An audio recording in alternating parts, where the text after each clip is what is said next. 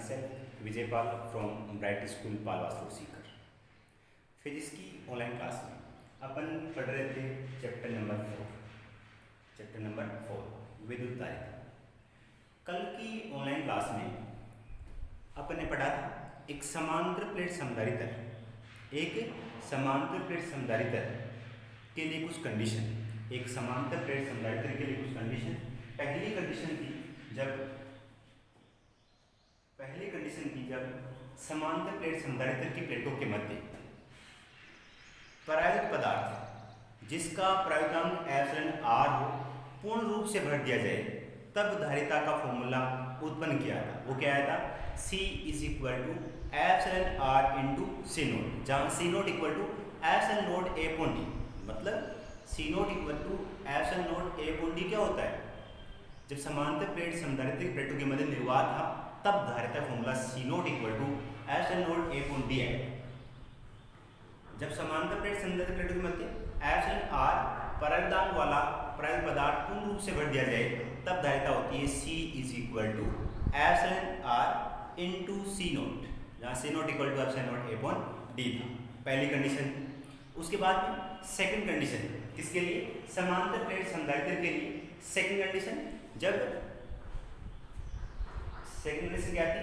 जब समांतर प्लेट समधारित्र की प्लेटों के मध्य स्मूल मोटाई तथा एप्सिलॉन आर परावर्तन वाली पट्टिका रख दी जाए तब धारिता का फॉर्मूला क्या है? क्या आया था? C equal to epsilon naught A upon D minus T plus T upon epsilon R. तो दो कंडीशन पड़ी थी, दोनों कंडीशन में अपन ने इनका फॉर्मूला डिराइव किया था।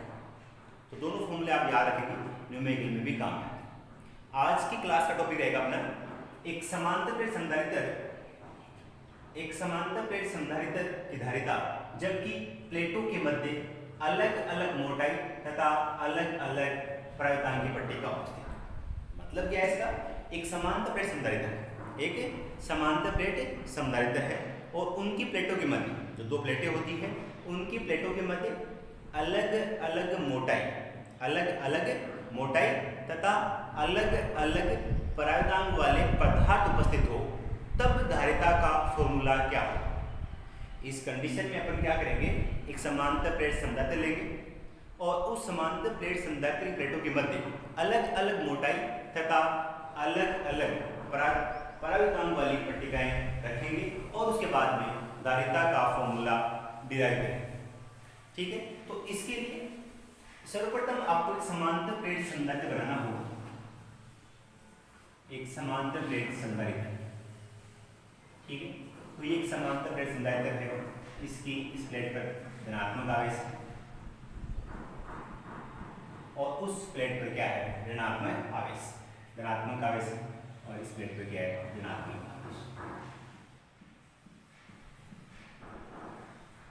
आवेश और ऋणात्मक आवेश। इस समांतर प्लेट समधारित्र की प्लेटों के मध्य अलग अलग पट्टिकाएं रखेंगे जिनकी मोटाई अलग अलग हो और प्रायोगिक में क्या हो? अलग अलग हो। इस प्रकार ऐसे कुछ पट्टिका रखेंगे।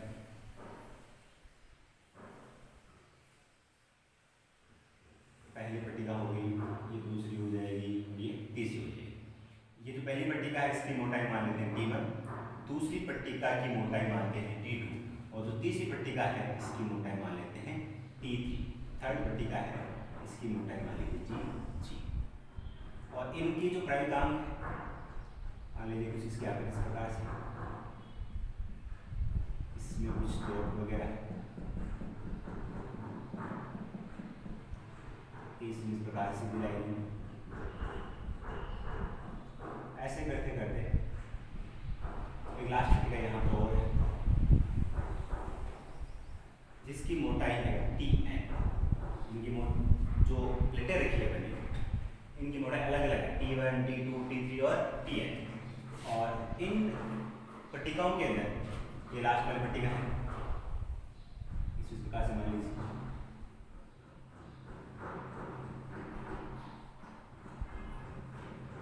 ये अलग अलग मोटाई जिनकी मोटाई अपनी मानी है क्या?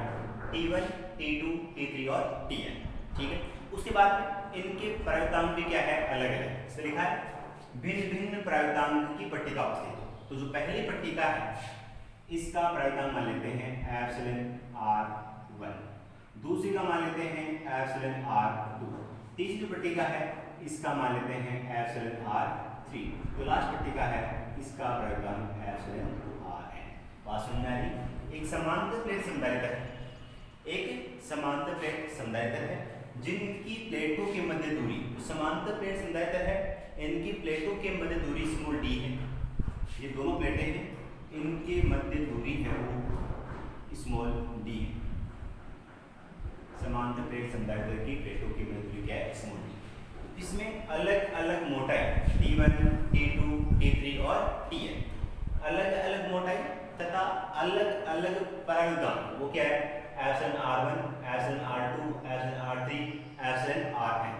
तो अलग अलग मोटाई तथा अलग अलग परावर्तन की पट्टिकाएं रख दी गई। तो जो वायु वाला भाग है, परावर्तन माध्यम के अतिरिक्त शेष भाग, वायु भाग की मोटाई, जो वायु वाला भाग है उसकी मोटाई क्या हो जाएगी? d माइनस, ये पूरी में से इन परावर्तित पट्टिकाएं जो है इनकी मोटाई जोड़ करके माइनस करेंगे, तो जो शेष बचेगा वो किसका बचेगा? इस वायु वाले भाग की मोटाई बचेगी। तो क्या होगा? T1 plus T2 plus T3 and dash last में क्या है? Tn। तो ये वायु वाले भाग की मोटाई है, ठीक है। उसके बाद इस कंडीशन में जो समांतर प्लेट संधारित्र है इसके मध्य प्रभावी विभवांतर क्या होगा? क्या समांतर प्लेट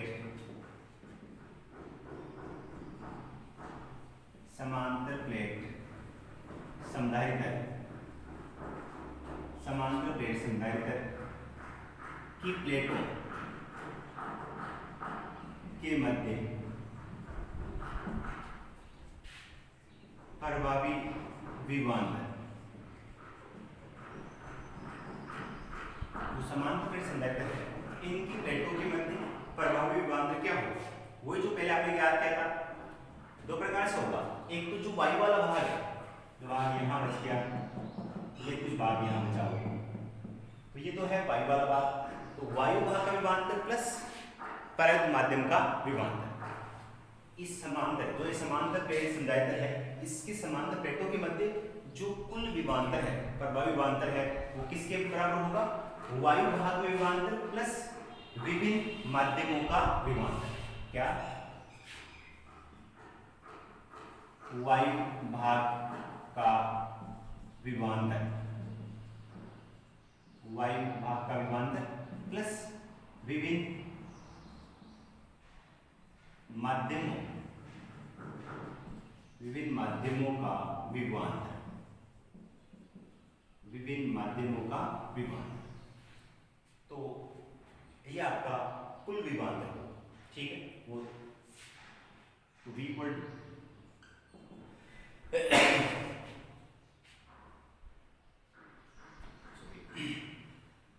जो प्रभावी विभवांतर है समांतर प्लेट संधारित्र प्लेटों के प्रभावी विभवांतर V इज इक्वल टू वायु भाग विभवांतर। विभवांतर में कोई फॉर्मूला यूज करना है, V equal to E into D. विभवांतर क्यों ज्ञात कर रहे हैं? क्योंकि अपना जो फाइनल उद्देश्य है वो है इस समांतर प्लेट संधारित्र के लिए धारिता का मान ज्ञात करना। और जो फॉर्मूला क्या धारिता का? C equal to Q upon V, जहां V क्या है? विभवांतर, और Q क्या है? आवेश, C क्या है? धारिता। तो विभवांतर का मान ज्ञात करेंगे और इस फॉर्मूले में रखेंगे तो किसका मान आ जाएगा? धारिता का मान आ जाएगा। तो इस कंडीशन में जो कुल विभवांतर है वो किसके बराबर होगा?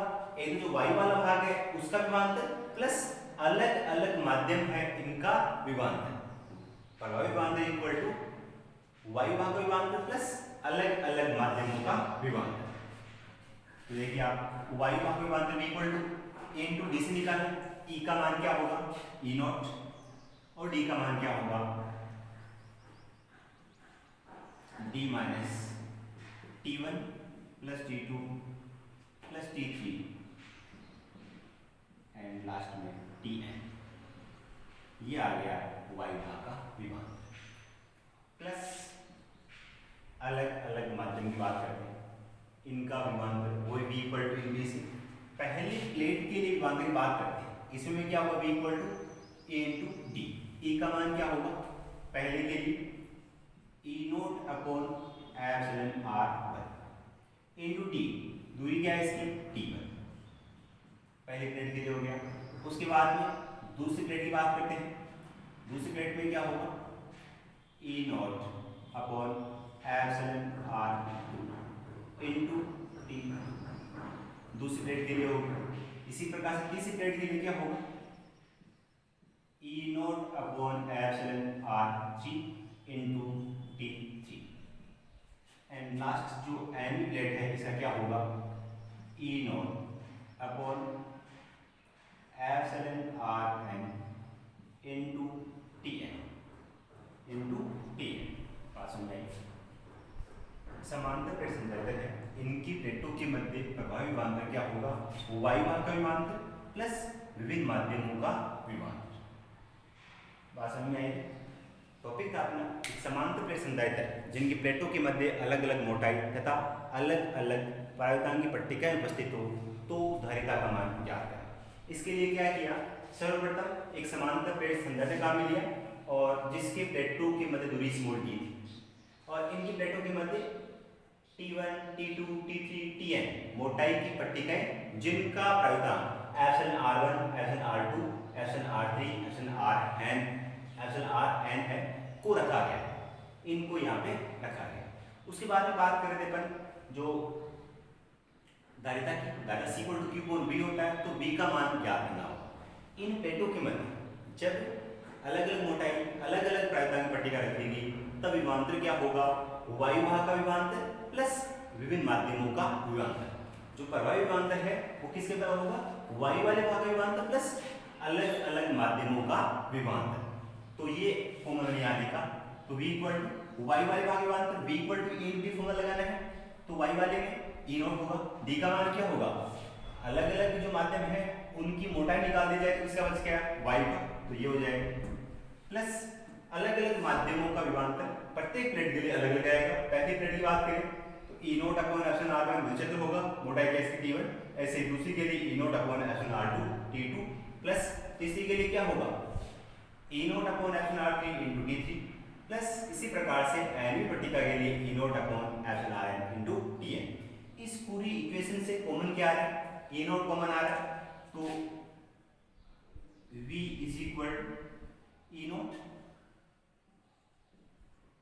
जब ई नोट कॉमन लेंगे तो क्या बचेगा, जब इसके अंदर ई नोट कॉमन आएगा तब इसकी बात करते हैं D माइनस, क्योंकि ये ई नोट है केवल इसी से मल्टीप्लाई है बाकी समय ई नोट है तो इससे ई नोट कॉमन आएगा तो ये बचे क्या D minus bracket T1 plus T2 plus T3 and Tn। इसके बाद में यहां से ई नोट कॉमन आया तो क्या बचेगा T1 अपॉन एप्सिलॉन R1, यहां से ई नोट कॉमन आ गया क्या बचेगा T2 upon epsilon R2, next से क्या बचेगा T3 upon epsilon R3, last Tn upon epsilon Rn। ई नोट कॉमन आने बाद में इक्वेशन बचेगा जहां ई नोट क्या है, e naught equal to sigma upon epsilon naught निर्वात में विद्युत क्षेत्र, और सिग्मा की वैल्यू क्या होती है Q अपॉन A, तो Q upon A into epsilon not, ये ई नोट की वैल्यू। इस वैल्यू को मैं यहां रखता हूं तो V का मान क्या बनेगा, V इक्वल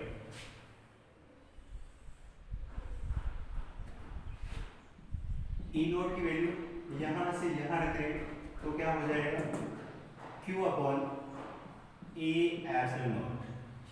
क्या बता रहा हूं, इस ई नोट की वैल्यू यहां से यहां रखेंगे तो Q upon A epsilon not हो गया, बाकी जो बच गया उसको सेम रखना है, क्या बड़ा bracket D minus T1 plus T2 plus T3 dash dash Tn। Next क्या है, T1 upon epsilon R1 plus T1 upon epsilon R1 plus T2 upon epsilon R2, T3 upon epsilon R3 और last Tn upon epsilon Rn। ये equation हो जाएगी कौन सी, equation number 1 कह सकते हैं। उसके बाद में विभवांतर का मान आ गया, प्रभावी विभवांतर का मान। अब इस कंडीशन में धारिता का मान ज्ञात करना है। धारिता का फॉर्मूला क्या होगा, C equal Q upon V।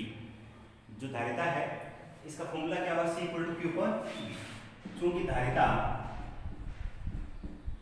C is equal to Q upon V। Equation में क्या करना है, इक्वेशन नंबर 1 से V की वैल्यू 2 में रखेंगे।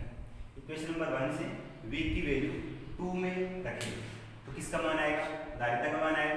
ये इक्वेशन कुछ बड़ी है तो इसको मिटा के इधर रखा हूं।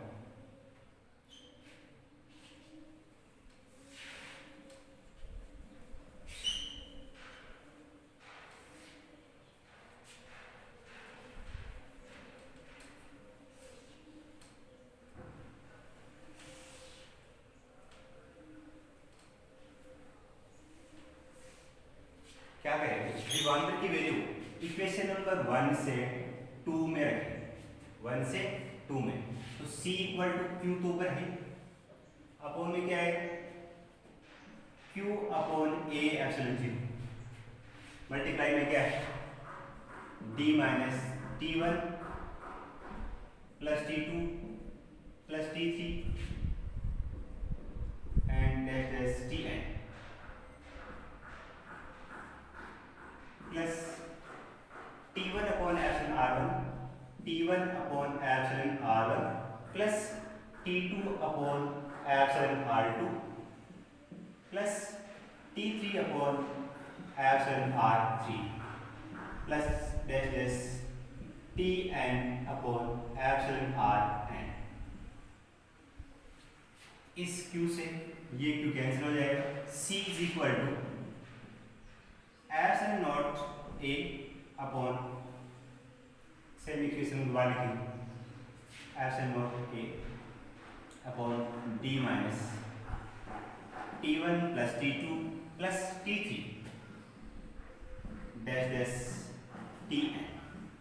ठीक है, उसके बाद आगे क्या है, T1 upon epsilon R1, T1 upon epsilon R1, T2 upon epsilon R2 and T3 upon epsilon R3 dash Tn upon epsilon Rn bracket close.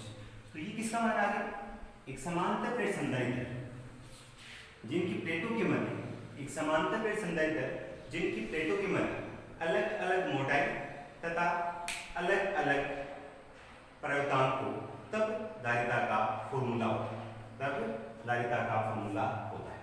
C equal to ये वाला फॉर्मूला किसके लिए है, एक समांतर प्लेट संधारित्र जिनकी प्लेटों के मध्य अलग अलग मोटाई तथा अलग अलग प्रायिकतांक की पट्टिका उपस्थित हो, तो धारिता का फॉर्मूला। अब इसमें कंडीशन माना गया है, अगर यदि T1 plus T2 plus T3 dash Tn is equal D हो, इसका मान D होगा, D माइनस D 0 हो जाएगा। क्या बचेगा, C is equal to epsilon naught A upon T1 upon epsilon R1 plus T2 upon epsilon R2 plus T3 upon epsilon R3 and Tn upon epsilon Rn। ये formula आ गया किसका, धारिता का। जब T1 plus T2 plus T3 plus Tn equal to D हो, ये के बराबर हो, तो ये धारिता का फॉर्मूला। इस प्रकार से ये आपका टॉपिक कंप्लीट हो गया।